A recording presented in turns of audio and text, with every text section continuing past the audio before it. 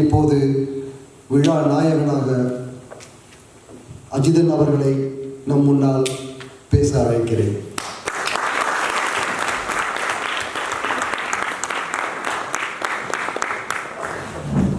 வணக்கம். இந்த பாராட்டை அளித்த வட தமிழ் சங்கம் அமைப்புக்கும் ஜோ கருணாஸ் அவர்களுக்கும் நன்றி, சுரேஷ் அவர்களுக்கும் நன்றி. முதல்ல நான் அப்பா இருக்கும்போது பேசுகிறேன், அதனால் கொஞ்சம் நர்வஸாக இருக்கேன். கடந்த ஒரு வாரமாக நான், அப்பா, தன்யா, அப்புறம் டாக்டர் பார்கவி, நாங்கள் 4 பேரும் டாக்டர் அருட்செல்வன் கூட ஸ்காட்லாண்டு ஒரு பயணம் மேற்கொண்டோம். அந்த பயணத்தில் நிறைய அருட்செல்வன் சாரோட நிறைய பேசிகிட்டு இருந்தோம். என்ன சொல்லணுன்னா, என் வாழ்நாளில் நான் சந்தித்த ரொம்ப இனிமையான ஆளுமைகள் ஒருத்தராக இருந்தார். அதுவும் இல்லாமல் அவர் என்னுடைய கதைகள் மேலே ரொம்ப உண்மையான மதிப்பு வச்சுருந்தார். அதை பற்றி நிறைய அப்பப்போ பேசவும் செஞ்சார். ஸோ அவருடைய மதிப்பீட்டின் அடிப்படையில் இந்த பாராட்டு கிடைக்கிறது எனக்கு ரொம்ப பெருமையாக இருக்குது. ஏன்னா உண்மையான ஒரு வாசிப்பிற்கு அப்புறம் அந்த பாராட்டு வரும்போது தான் அதனுடைய மதிப்பு வருது. இந்த பாராட்டு ஒரு இளம் எழுத்தாளர் அடிப்படையில் எனக்கு கிடைச்சிருக்கு. என்னுடைய மதிப்பீட்டில் நான் இன்னும் எழுத வேண்டியது நிறைய இருக்குது. இப்போ வரைக்கும் இந்த மோமெண்ட் வரைக்கும் நான் ஒரு எழுத்தாளரா அப்படின்னு கேட்டால் ஒரு தயக்கத்தோடு தான் நான் ஆமான்னு சொல்லிட்டு இருந்தேன். ஆனால் இந்த பாராட்டுக்கு அப்புறம் இன்னும் கொஞ்சம் கான்ஃபிடெண்ட்டாக சொல்லுவேன்னு நினைக்கிறேன். அடுத்து மேற்கொண்டு எழுதுறதுக்கான நிறைய திட்டங்களை வச்சுருக்கேன். அதை எழுதுறதுக்கான உந்துதலை கண்டிப்பாக கொடுத்துருக்கு. ஒரு 2 நாள் முன்னாடி ஒரு நீண்ட உரையாடல் எனக்கும் அப்பாவுக்கும் அருட்செல்வன் சாருக்கும் நடந்தது. அப்போது அப்பா சொன்ன அந்த விஷயம், எழுத்தாளர்கிறது ஒரு பெருநாவல் எழுதுறது வழியாக எப்படி ஒரு பண்பாட்டில் அசைக்க முடியாத ஒரு இடத்த பெறுறான் அப்படின்னு சொல்லி அதை பற்றி நீண்ட நேரம் பேசிகிட்டு இருந்தாங்க. எனக்கும் அந்த மாதிரியான ஒரு திட்டம் இருந்தது. உடனடியாக அடுத்த வருடம் தொடங்கணும்னு கிட்டத்தட்ட அந்த டைமில் முடிவு பண்ணேன். அதுக்கெல்லாம் இந்த பாராட்ட ஒரு காரணமாக இருந்ததுங்கிறதுனால அதுக்கு மீண்டும் நன்றி சொல்கிறேன்.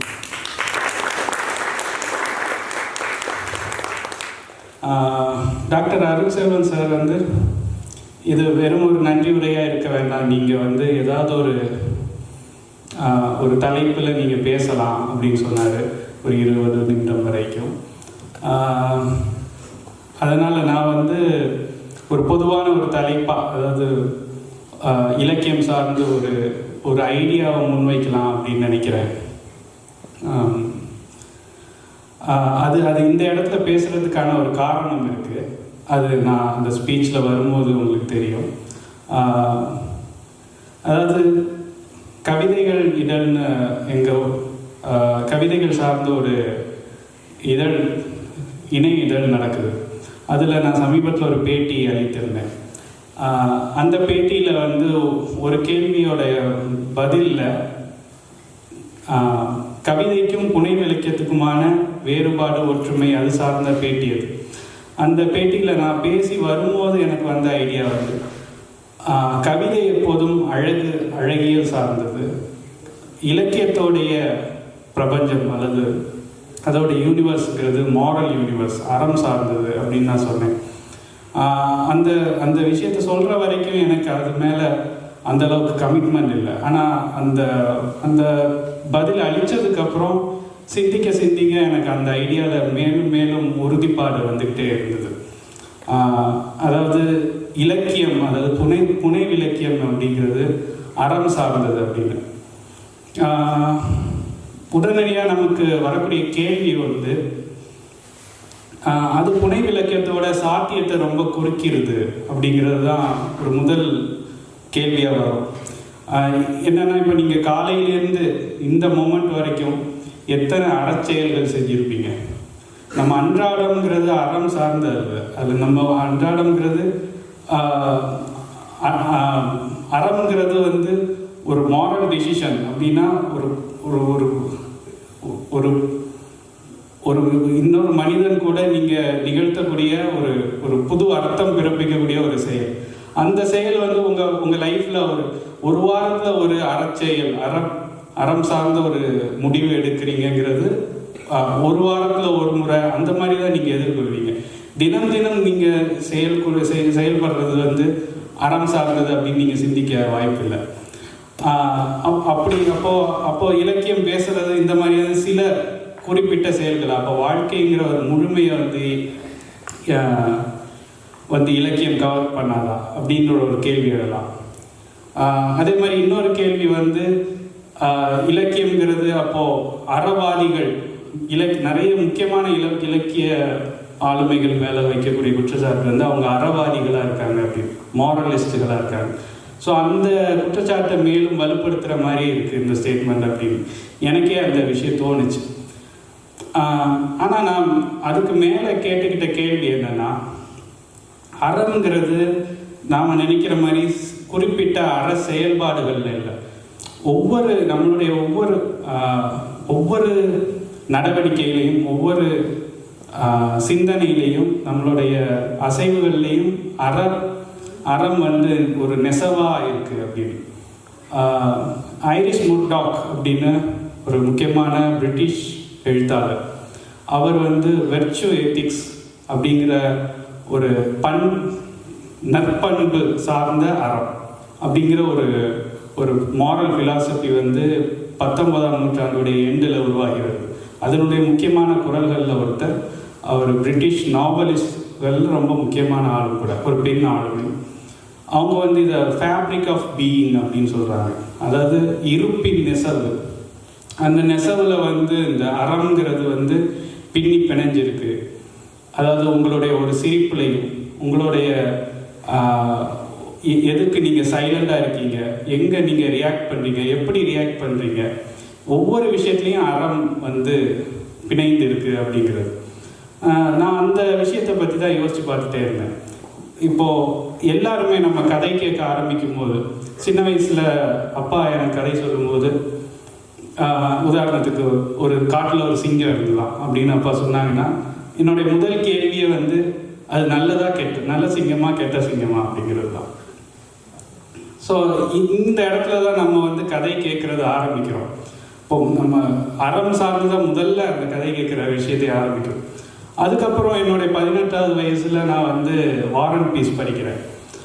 அப்போ வார் அண்ட் பீஸ் படிக்கும்போது முதல்ல பியருங்கிற கதாபாத்திரத்தை அறிமுகப்படுத்துறாரு. அந்த நாவலில் ஒரு பெரிய ஆர்க் அவனுக்கு உண்டு. அவன் ஆரம்பத்துலேருந்து எப்படி அவன் வழி தவறி எப்படி ஒவ்வொரு விஷயங்களை முட்டி மோதி தன்னுடைய இலக்கை அடைகிறான் அப்படின்னு. அதை படிக்கும்போது நான் உணர்ந்த ஒன்று, அவன் முதல்ல இன்ட்ரடியூஸ் பண்ண சில பக்கங்கள்லையே அவன் யார்கிட்டையுமே பெருசாக இன்டராக்ட் பண்ணலை. ஒரு மாரல் டிசிஷன் நம்ம சொல்கிற எந்த இக்கட்டுக்குள்ளேயும் அவன் சிக்கலை. ஆனால் அவன் இன்ட்ரடியூஸ் ஆனதுலேருந்து அவன் நல்லவன் அப்படின்னு நம்ம ஒரு ஜட்ஜ்மெண்ட்டுக்கு வரோம்.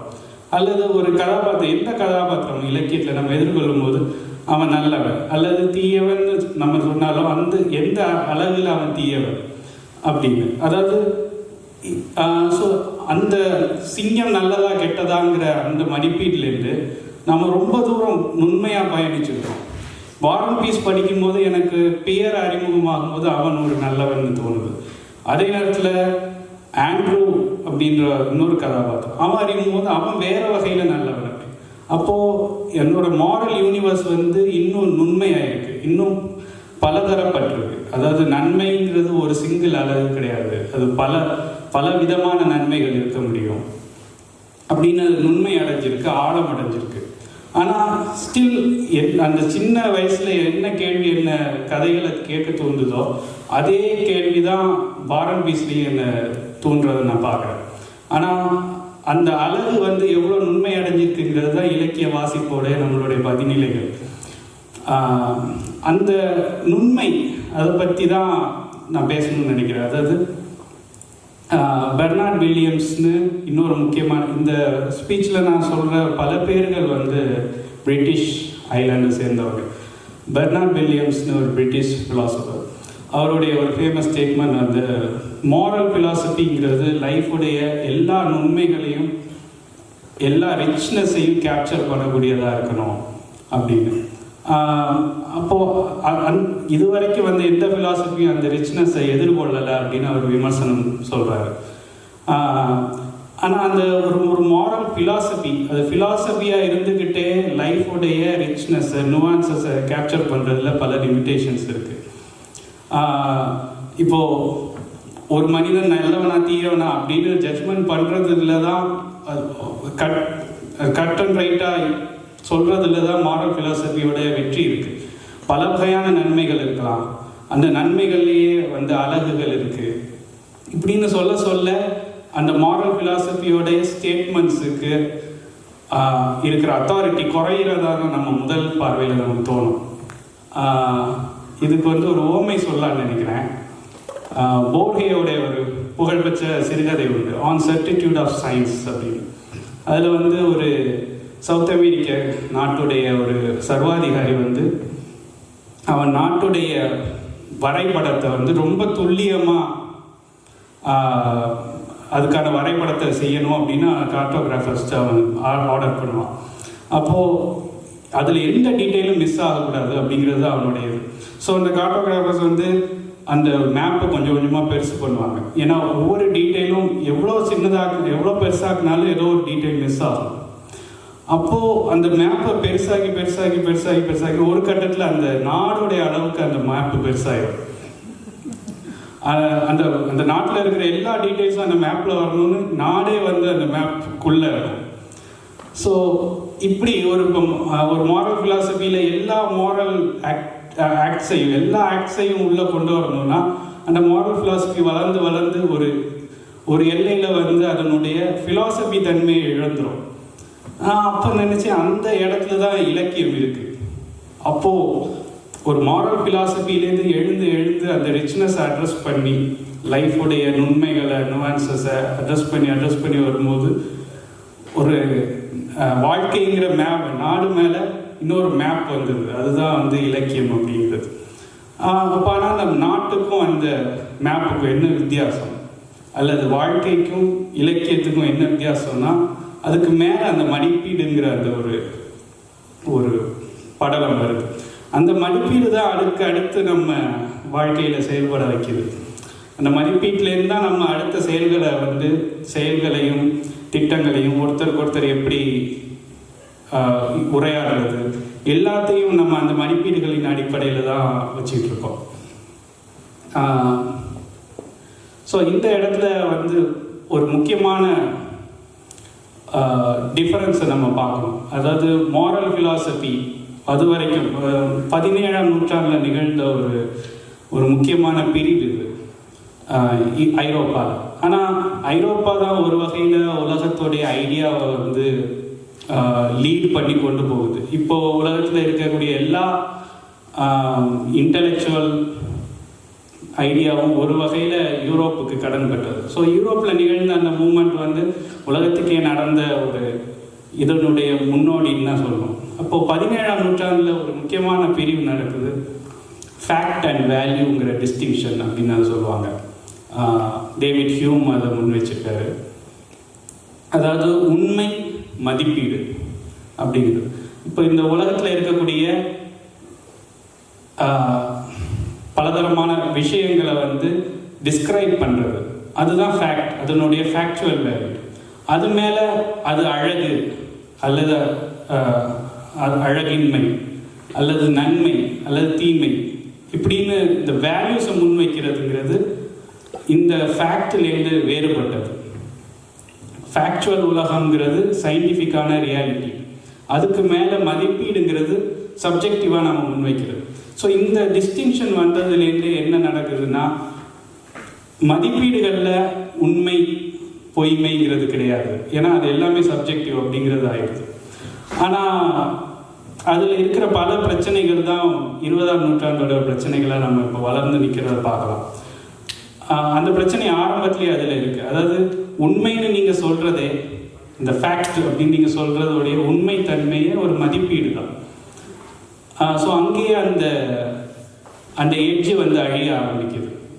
19ஆம் நூற்றாண்டில் வந்த எல்லா ஃபிலாசபியுமே மேஜராக 2 பிரிவாக சொல்லுவாங்க. ஒன்று வந்து நடைமுறைவாதம், யூட்டிலிட்டேரியனிசம். இன்னொன்று வந்து கடமை சார்ந்த அறம், காண்டுடைய ஒரு ஃபிலாசபி.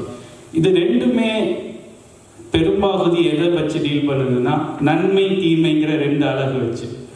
ஆனால் நன்மை தீமைன்னு நம்ம இப்போ நான் கொஞ்சம் முன்னாடி பேசும்போதே நல்லவன் தீயவன் அப்படின்னு தான் பேச ஆரம்பிச்சேன். நான் நன்மை தீமைன்னு பேசும்போதே நமக்கு இருக்கிற பிரச்சனை அது எதையுமே டிஸ்கிரைப் பண்ணல.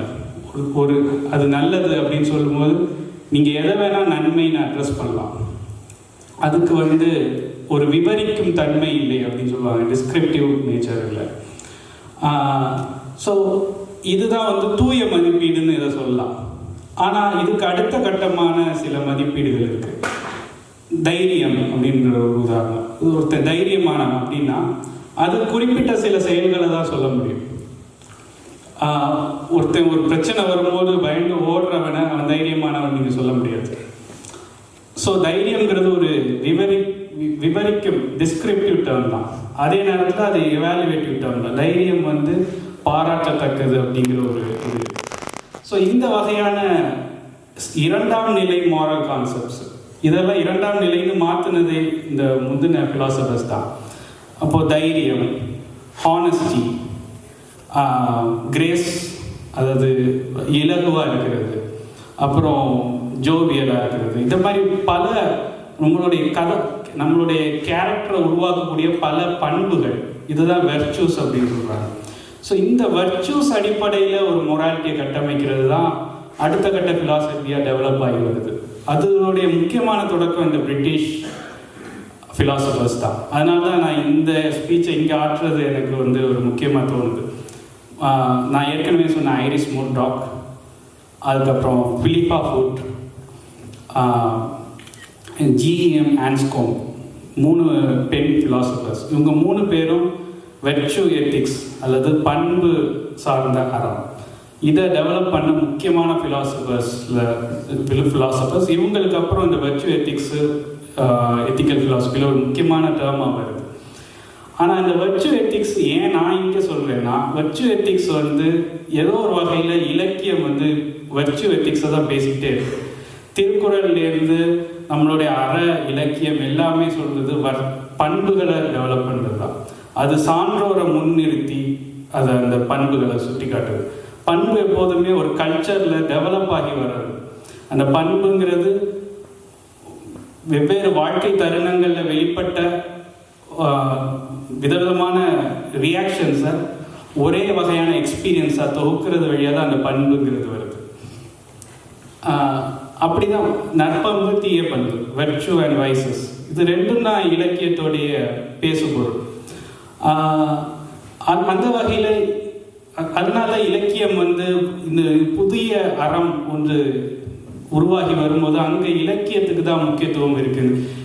இதுமே வந்து முழுமையாக ஃபிலாசபிக்குள்ளே அறத்தை நிர்ணயிக்க முடியாது. இலக்கியத்துக்கு அதில் ஒரு பெரிய இடம் இருக்குது அப்படின்னு எனக்கு தோன்றது. அதனால தான் வெர்ச்சு எத்திக்ஸுடைய காலத்தில் வந்து வெர்ச்சு எத்திக்ஸில் ஏன் முக்கியம் அப்படின்னா, நான் ஏற்கனவே சொன்ன மாதிரி நன்மை தீமைன்னு 2 பிரிவாக இல்லாமல் ஒரு வெர்ச்சு எத்திக்ஸுங்கிறது அதனுடைய இயல்பிலேயே பன்மை சார்ந்தது, பன்மை கொண்டது. உதாரணத்துக்கு இப்போ தைரியம் அப்படின்னு ஒரு பண்பு இருக்கு. அந்த பண்பும்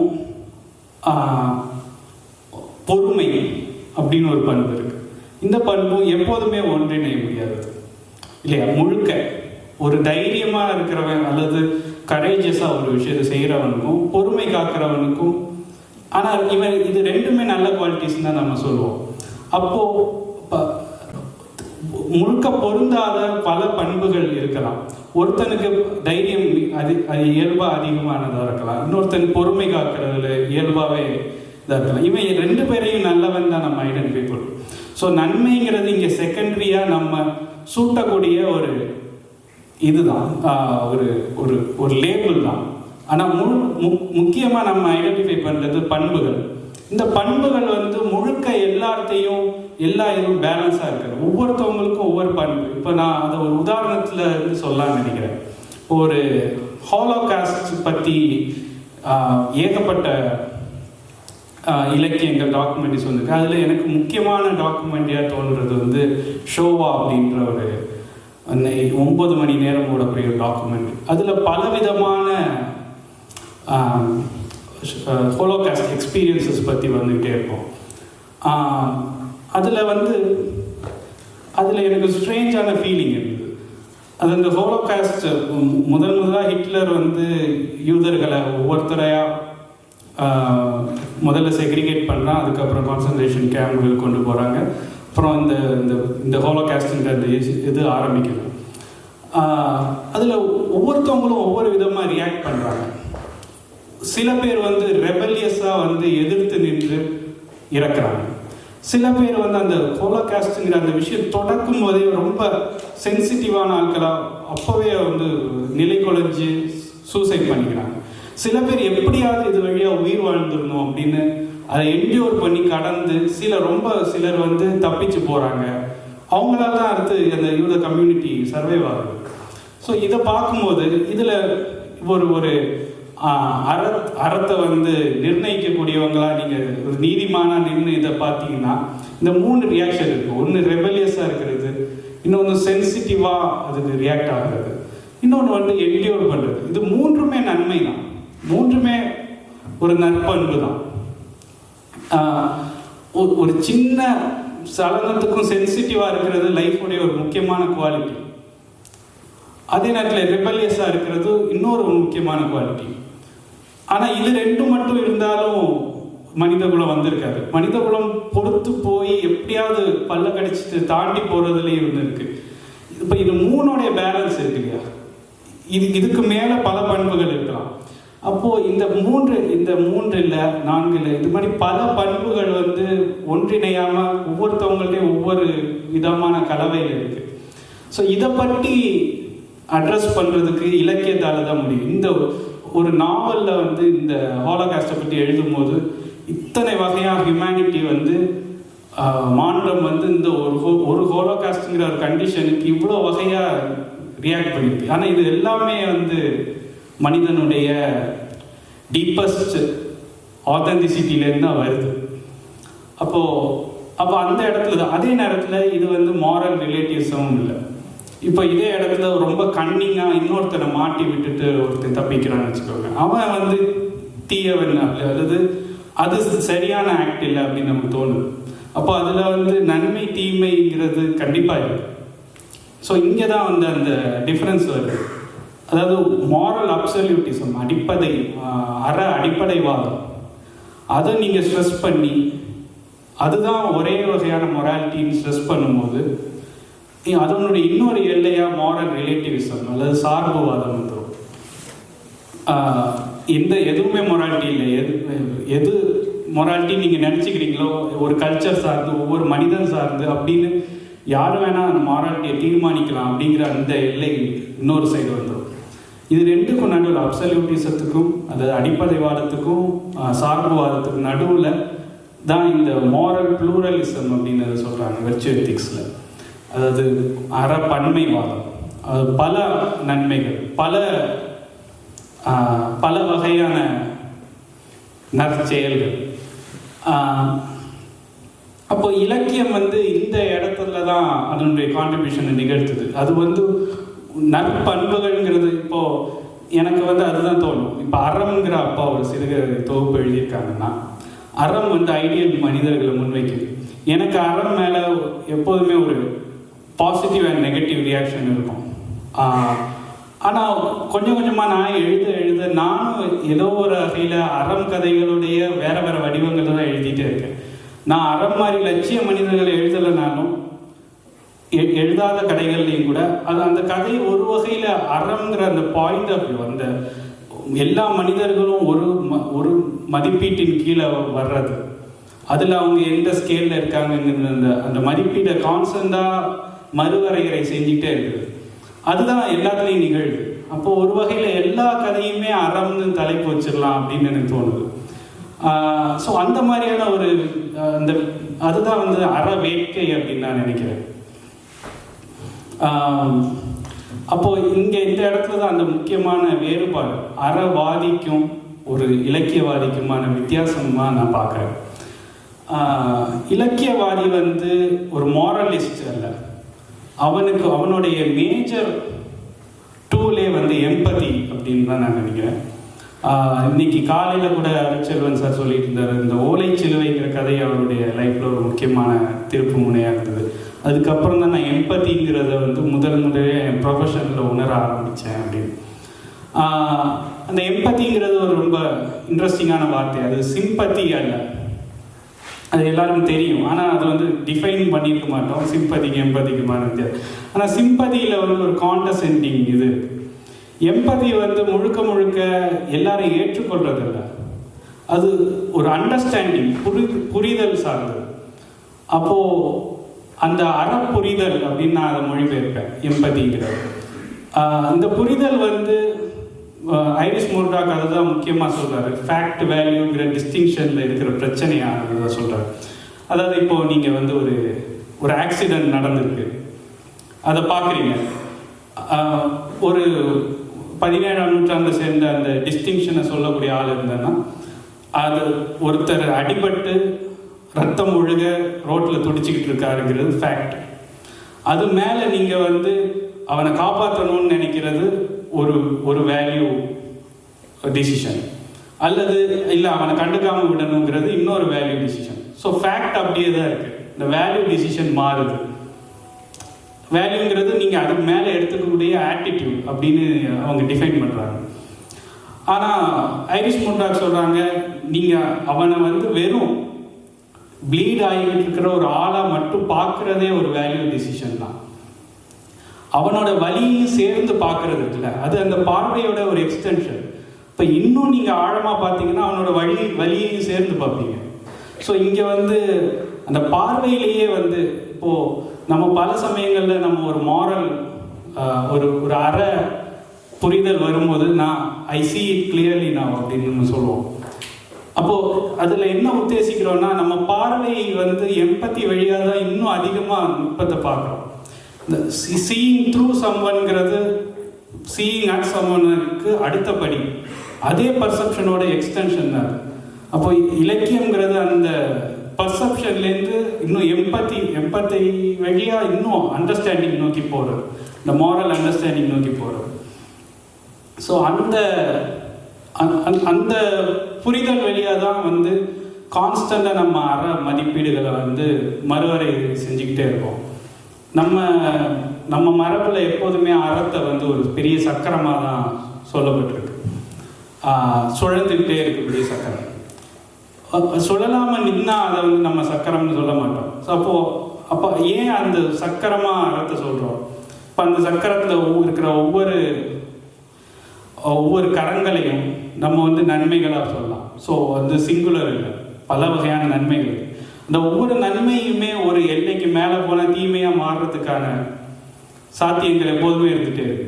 ஒருத்தனுக்கு நீங்கள் அதீத உதவி செய்கிறதா நினச்சி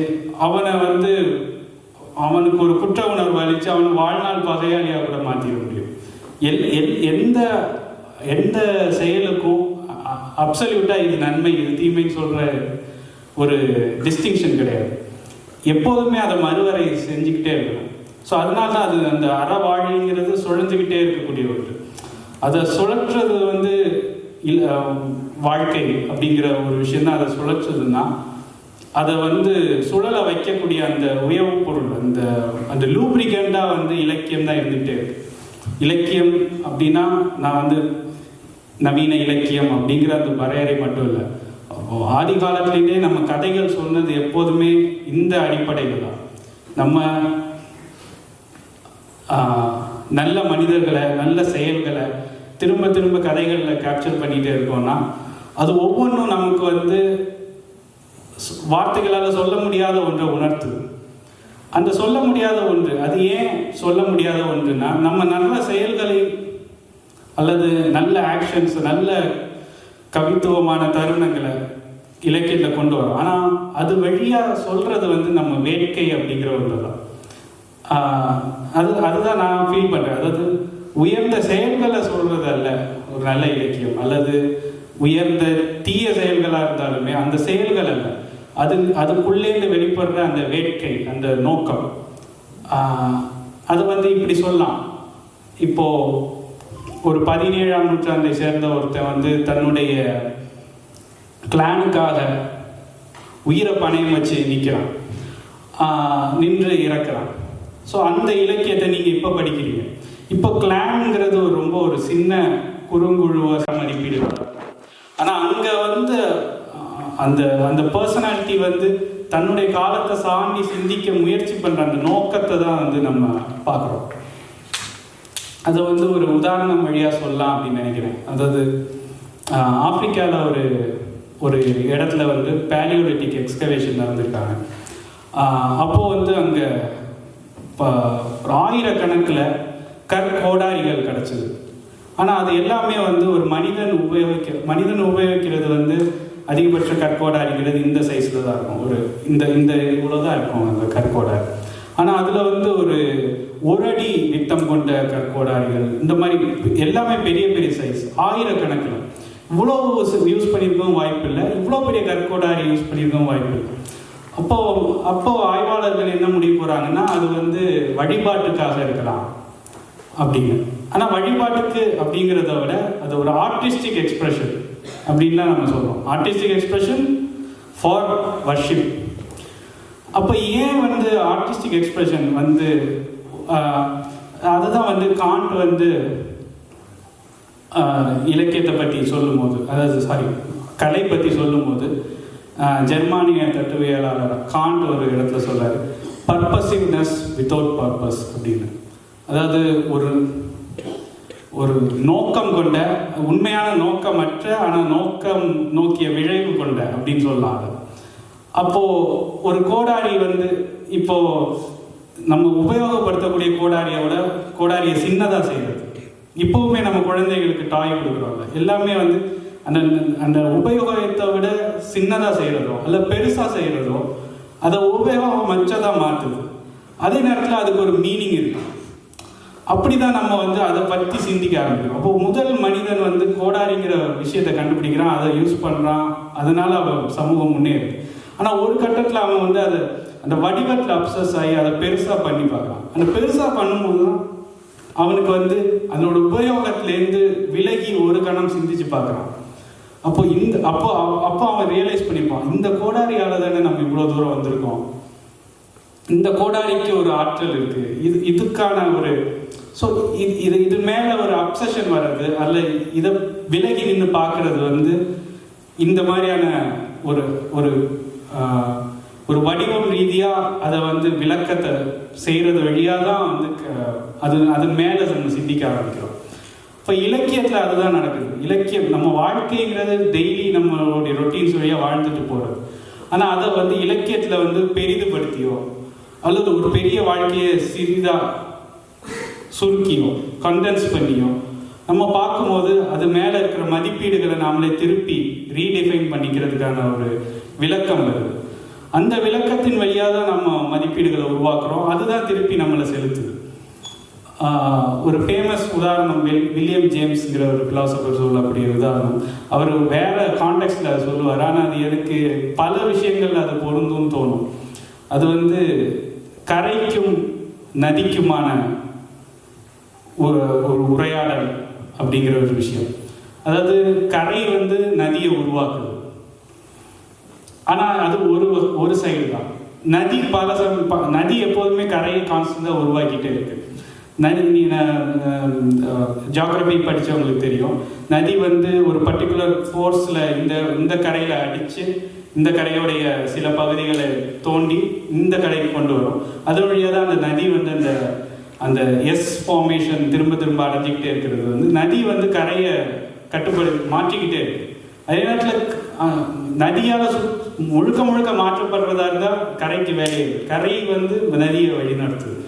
அந்த மாதிரி தான் இலக்கியம் அது வைக்கக்கூடிய அறம்ங்கிற அந்த கேள்வி, அது வந்து லைஃப்பை வந்து ஒரு கரை மாதிரி தான். அது நதி வந்து எப்படி கரையை மாற்றுதோ அந்த மாதிரி அறம் மாற்றப்பட்டுக்கிட்டே இருக்கு. ஆனால் அந்த ஒவ்வொரு கணத்துலேயும் அறம் வந்து அந்த லைஃப்பை வழி நடத்திக்கிட்டே இருக்கு. அது வந்து இலக்கியம் வழியாக தான் நிகழ்துன்னு நினைக்கிறேன். அதனால்தான் இனி வரும் காலத்தில் வந்து அந்த அறத்துடைய கேள்வியை வந்து மேலும் செறிவாகவும் அதனுடைய எந்த பன்மையும் அந்த ரிச்னஸும் குறையாமல் நம்ம மறுவரையறை செய்கிறதுக்கு வந்து இலக்கியம் தான் ஒரு முக்கியமான கருவியாக இருக்கும் அப்படின்னு நினைக்கிறேன். அதை சொல்லி இந்த ஸ்பீச் முடிக்கலாம்னு நினைக்கிறேன்.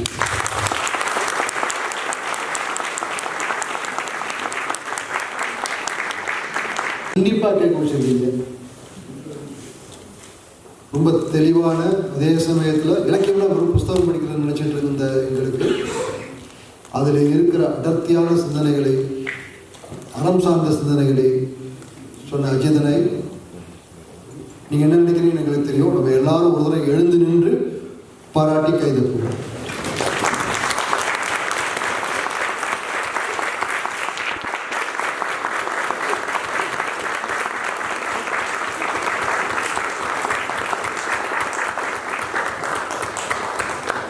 இந்த சிந்தனை இன்னும் வளர்ந்து பெரிய ஒரு புதிய மரபை உருவாக்குகிறது.